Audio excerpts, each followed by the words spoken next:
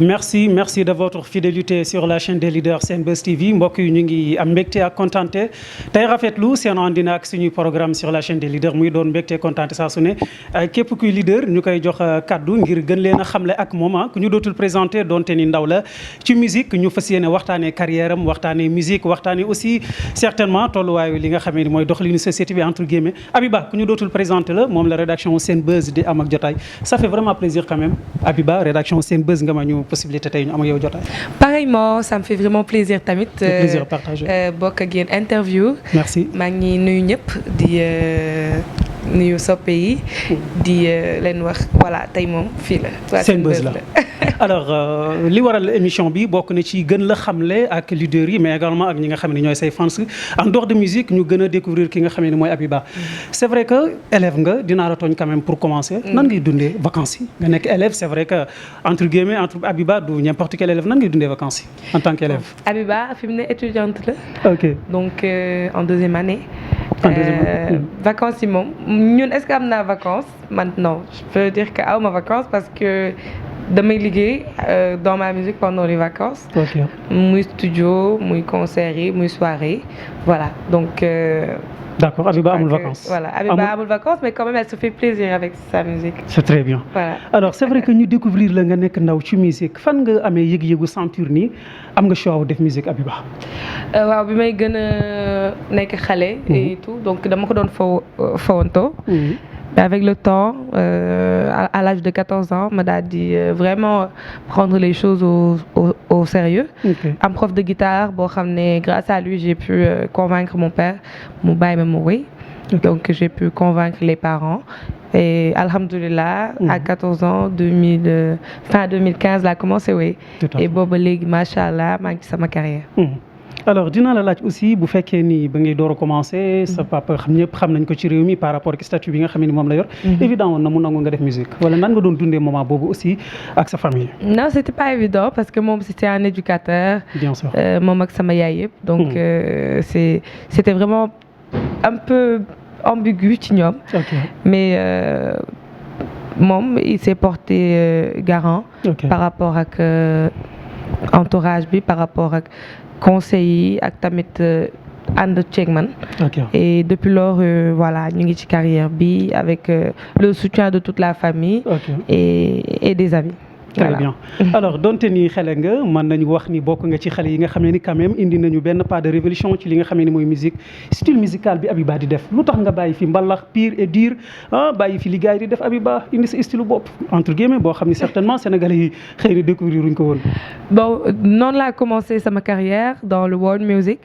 et machallah je pense que looloo def différence bi entre Abiba ak yeneen artistes yi je me suis imposée en tant que musicienne polyvalente. et mbalax bi ngay wax maa ngi ci parce que style la boo xam ne ñàkkuma koo mënee. et je suis comme dans l'R&B, l'hip-hop, le reggae, etc. Naija, afrobeat. Donc voilà maa ngi ci style yëpp. alors mais mbalax bi show ci Abiba quand même par rapport ak certainement li nga xam ne ñu ngi lay découvrir c'est rare quand même ñu découvrir Abiba ak ci mbalax pur et dur comme on dit. bon foo nekkoon bi si dee ma di génn. non dinaa ci ñëw certainement mais dama la jox exemple rek man je me dis que certainement. boobu xale yi nga ko doon génneel quand même fan si xale yi tout temps yi nga doon nax moo tax nga génneel leen boobu Abiba. non même pas si dee ma mag yee ko gën a bëgg. ñoo koy gën a déglu sax. man retour yooyu laa ci am. Sidé Rama jaar na fi sargal jigéen ak saf nga may jaay récemment. alors mais saf nga may jaay quand même style musical bi nga fi indi xaw na jege reggae quand même reggae la sax. dugg na reggae laal mbalax parce que sama mbalax. il est pas question que ma def forcément mbalax pur et dur bi donc ni ma ko sentiree rek laa koy defee. ci saf nga may jaay dama jël reggae mixé koog mbalax. donc pour andi innovation ak nouveauté. alors gis nga ni avantage la ci réew mi quand même bu fekkee ni en dehors de rap aussi li ñu gën a baaxoo ci réew mi mooy lii di mbalax bu saf sap bi Wally Seck di def bi ñeneen ak ñeneen di def bi Pape Diouf di def gis nga ni avantage la par rapport ak style bi nga xam ne ni ci nga nekk di ko doxalee son bi. fii au Sénégal mbalax nañuy déglu en majorité et jeunes yi sax léegi ñu ngi commencé découvrir gën a miin yeneen style yi. Donc ba tey am naa fi public boo xam ne ñoom dañoo bëgg mbalax. dañoo bëgg quand Abiba fait des chansons en mbalax. Donc j'essaie juste d'être dans le juste milieu. bégal ñi voilà. Tout en restant moi-même. waaw bañ a topp tamit ñaari public yi ba finalement nar a réer. tu vois carrière laa woote. te donc lépp lu may génne rek c'est plus par feeling. que pour plaire à qui que ce soit. Très bien pour fans yi bëgg daal. voilà donc sama fans yi moom bu ñu ma bëggee forcément lu ma génne dañ koy bëgg te heureusement ba am naa chance boobu ak ñoom. Très bien alors waroon naa ko commencer sax pour gërëm ko ki nga xamee ni mooy Mami c'est manager aussi sonn na ci liggéey bi quand même xaw naa xuloo ak moom quand même. mais aussi tonton Diop Isaac aussi étudiants yi. ñu ngi koy gërëm par rapport ak vraiment li nga xamee ni mi ngi koy def restaurant yeeg yooyu mais yóbbanti nañ ma. certainement dina bàyyi xel émission bi ak la chaîne des leaders nee nañu restaurant yi muy def UCAD na ko yaatal na ko yóbbu IGB yóbbu ko Bambey yóbbu ko feneen ak feneen en tout cas tonton Diop Isaac merci beaucoup ci appui bi nga xam ne yaa ngi koy def ci askan wi ak ci li nga xam ne mooy étudiants yi surtout. bu ma la doon laaj aussi par rapport ak li nga xam ne nii fi nga tollu instant bi c'est vrai que bi ñu lay découvrir nga gën a nekk xale man en personne Pape Né ci laa la njëkk a découvrir. ñu gisoon ni am na complicité bu amoon ak sa digganteeg sa papa lan mooy complicité bi nga xam ne ni ñu bari moom bi ñu lay découvrir quand même découvrir nañ ni am na complicité bu nekk ak ci sa papa lan mooy sa relation en dehors de li nga xam ne certainement sa waajur bu góor la ak kii di Diop Isaac le grand leader. voilà donc sama papa la sama waajur bu góor donc ñu mu doon sama xarit tamit. ce qui est très normal accompagner ma dans ma carrière soutenir ma comme ni papa di defal ak doomam. donc di ko remercier de passage. Voilà complicité bi moom je pense que nit yi dañ ko gis parce que moom moo ma encadré au début de ma carrière et ba tey donc voilà c'est tellement naturel que voilà mi ngi noonu. ok alors mais en tout cas ban choix wala lan moo la gën a neex par rapport ak son bi nga xamee ni bokk na ci sa son yi gën a cartonné muy Pape Né. bi nga xamee ni génn na en dehors de li nga rendre hommage ki nga xamee ni mooy sa waajur aussi lan nga ci amaat ensuite loo xam ni daal marqué na la ci Pape Né boobu. bon déjà ak ki ma ko defalanteel featuring Sidiki parce que suñu papa yi nañ doon rendre hommage ak papa yi nekk partout dans le monde. donc loolu ma koy préciser yaakaar naa ne ñu bëri gis nañ ci seen bopp. commentaire yi YouTube tu vois que am na ñu mu laal am na ñoo xam ne ñàkk nañ seen waajur son bi laal leen donc noonu mu laalee nit yi loolu ma ci gën a touché. le fait que ñëpp gis ci seen bopp dès sa sortie. voilà alors ndax évident na. depuis nga commencé sa carrière ba léegi di def musique à chaque fois yaa ngi am faaw continuer wala souvent aussi mu arrivé la ay moments yoo xam ne da ngay bëgg daal teggalañ yi dem defi leneen. naturellement oui ça arrive. souvent mu compliqué daal mu difficile. oui souvent mu pas compliqué sax. non pas compliqué je veux dire que par rapport ak yeneen ambition yi ma am. parfois il m'arrive stand-by tuuti musique bi nekk ci li ma war a nekk tu vois voilà mais man maa ci dugg maa xam li ma ci dugal te li ma ci dugal tamit génnewu ma ci donc carrière laa woote andi fi ay Grammy Awards andi fi ay trophées sagal sénégalais yi ba pare voilà atteindre samay objectifs par rapport ak li ma bëgg andi ci musique bi donc voilà du loo xam ne dañ koy xëy rek bàyyi non yoon la incha allah. yan moment yu difficile nga gën a dund ci musique yoo xam ne ci sa début de carrière jusqu'à présent doo ko fàtte. musique wax dëgg yàlla je peux dire que en grande partie bégal na ma trop parce que boole na ma ku nekk. xamle na ma ku nekk. donc mën naa ne sama début carrière xëy na. lay am moment yu dur parce que boobu bon xamaguma woon ne showbiz yombul. xamaguma woon ne voilà bëri na croco comme on dit. alors dis-nous lan nga dundoon Abiba moment boobu loo xam ni xëy na doo ko fàtte quoi. bon am naa ay déceptions de la part de ay nit yoo xam ne rencontré naa leen grâce à la musique. voilà loolu du ñàkk ci fii nañ ko fekk tu vois. donc booy màgg da ngay gën a comprendre yenn yi après voilà. Tu es parfois déçu, parfois tu te dis que non, ça pouvait pas venir de cette personne bi nga xam ne xëy na jox wóolu woon nga ko. mais ça m'est arrivé et je crois que je suis pas la seule. te voilà alhamdulilah parce que da ngay ci jóge jële maturité. ak grandeur. et voilà man mën naa ne yooyu rek ñoo am difficulté dans ma carrière. Super. alors naka ngay dundee certainement xëy na bu fekkee arrivé wala aussi souvent di nga ko gis yenn mauvais commentaires yi nga xamee ni léeg-léeg du ñàkk certainement ci say clip wala certainement si yenn réseau yi nga xamee ni yaa ngi fay def say activités mauvais commentaires yi nan nga koy dundee Habiba. Bah dunduma ko tout simplement. Non dunduma ko. doo ko jël daal. dunduma ko en fait dunduma ko mooy je prête pas vraiment attention. comme ni nga ko waxee am na commentaire yoo xam ne nit ki mën na bañ a d'accord ak li nga wax mais mu jox la solution dans les commentaires. wala mu ne la man de boo sañoon nga defee nii lii neexuma parce que lii ak lii mais tu vois des gens qui sont venus pour te déchirer. xam nga wax la lu leen neex il s'acharne parfois sur toi. ay nit yoo xam ak yoo xamul. donc après da ngay jël li la naqari ak li la neex yëpp nga boole et voilà nga jël li nga ci soxla. tu le prends nga denc ko nga bàyyi ci xel et le reste don't care just don't mind. ok alors c'est vrai que biñ lay door a découvrir quand même benn ci man wala Sénégalais yu bari aussi d'accord nañu ak man ci loolu dañu yaakaaroon ni. ki lay may doole ki nga xamee ni mooy def production yu Habiba yi mooy ki nga xamee ni mooy waa Prince Art entre guillemets ak ki nga xamee ni mooy la DG Youssou Ndour lan moo waral Sénégal yu bari découvrir la à travers ñoom quand même ñu def benn jéego bu am solo ci sa carrière aussi mais say production yeggul ak nga liggéey ak ñi nga xam ne ñooy waa Prince Art de manière générale. Bon musuma jaar ci label Prince Art. malgré qu'on a de très bonnes relations man ak ñoom j'ai toujours été produit par mon père. waaw moo ma jàppale sama début carrière vraiment. et peut-être nag le fait que sama première apparition nekk sur la scène de Sen Petit Gallé à l'époque. donc fa laa njëkkee presté sama mode sama premier single. donc ci loolu ñu bëri yaakaar ne maa ngi woon dans le label wala sax limite maa ngi woon Sen Petit Gallé. voilà mais quand même je tiens à préciser que sama papa moo ma sa produit. en tout cas rédaction Sen Buzz xam nga nag dañuy gëstu yu bari déggoon na amoon nga rêve trop bëggoon nga quand même au début nga liggéey ak ñoom quand même sa choix bopp la woon yow. non foo déggee loolu. dégg naa ko en tout cas bon gëstu nañu ba yëg loolu quand même bëggoon nga liggéey ak Prince Art quand même rêve la woon boo amoon surtout après Sen Petit Gallé bi nga xamee ni ci lañ la découvrir évidemment. franchement c'est un label que je respecte beaucoup. parce que ñu ngi def liggéey bu am solo. mais j'ai jamais eu benn nécessité de travailler avec un autre label. alhamdulilah maa ngi sant yàlla. j'ai eu un très bon accompagnement dès le début de ma carrière. donc voilà man je le respecte beaucoup nag parce que il travaille très bien et d'ailleurs parfois voilà ma jaar seen studio et tout di nuyu tonton Ibou Ndour de passage mais en tout cas voilà maa ngi sant yàlla. fi ma nekk nii. alors ñu ngi koy nuyu bu baax a baax tonton Ibou Ndour comme ni nga ko waxee Ami Camara sa benn fans la bu nekk Kër Massar. nee na dafa am lu ko jaaxal dafa découvrir 2 fois nga def featuring ak ki nga xamee ni mooy Sidiki Diabaté. nee na muy laaj lan moo tax mënaguñu gis ba léegi featuring Habiba ak Wally Seck wala featuring Habiba ak Dieyla wala featuring Habiba ak en tout cas benn jeune talent boo xam ne mu ngi fii ci réew mi jamono ji. pourtant aussi def naa fi featuring avec Baba Amdi def fi featuring ak One Lyrical donc le reste nag feeling la rek buy ñëw des 2 côtés. voilà comme ni mu doonee feeling ak Sidiki. ak Azaya ak One Lyrical ak Baba et cetera. donc feeling la boo xam ne ça vient des 2 côtés.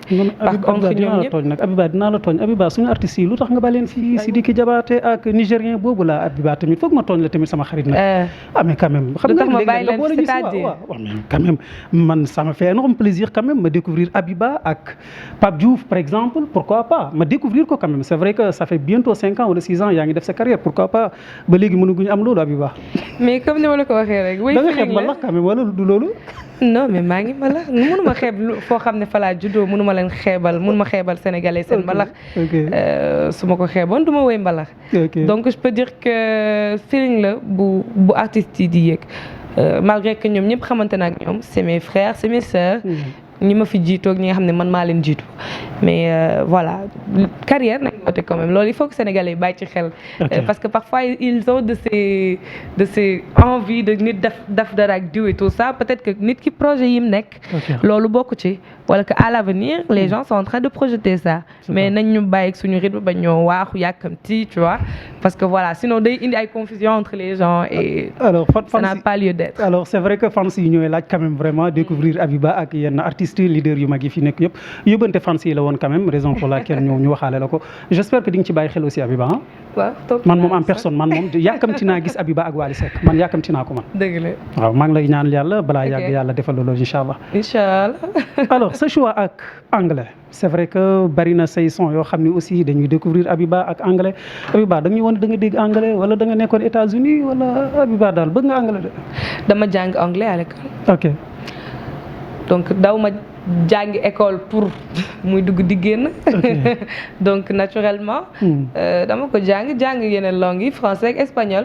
te du question de doj ou dara mais feeling la rek xam nga man moom mën naa ne sénégalais peut-être ba tey xamuñ ma ils savent pas à quel point je suis moi-même dans tout ce que je fais. et que voilà lu ma sama xel jox ak lu ma sentir rek laay def. so anglais doon loo xam ne man j'ai beaucoup appris. ci musique anglaise par rapport ak ma voix. vraiment seen musique permettre nañ ma tey jii ma am. ay jabu R&B jabu hip hop donc daf ma ubbil ay buntu yu bëri ci man la bokk anglais woyee ko alors bu may laaj par rapport ak Saf Nga May Jaay inspiration bi nga xam ne ni souvent ci ngay defee say texte fan la lay dikkee surtout li nga xam ne mooy Saf Nga May Jaay loo dund la fu jamono toll la sa benn copine entre guillemets moo ko dundoon wala pourquoi Saf Nga May Jaay ak inspiration bi aussi fan nga ko découvrir inspiration bi ci fi jamono toll la comme ni nga ko waxee parce que bëri na fii te jeune la comme jeune yëpp xam naa li xew xam naa sama xarit yi ni ñuy joobee et tout ça.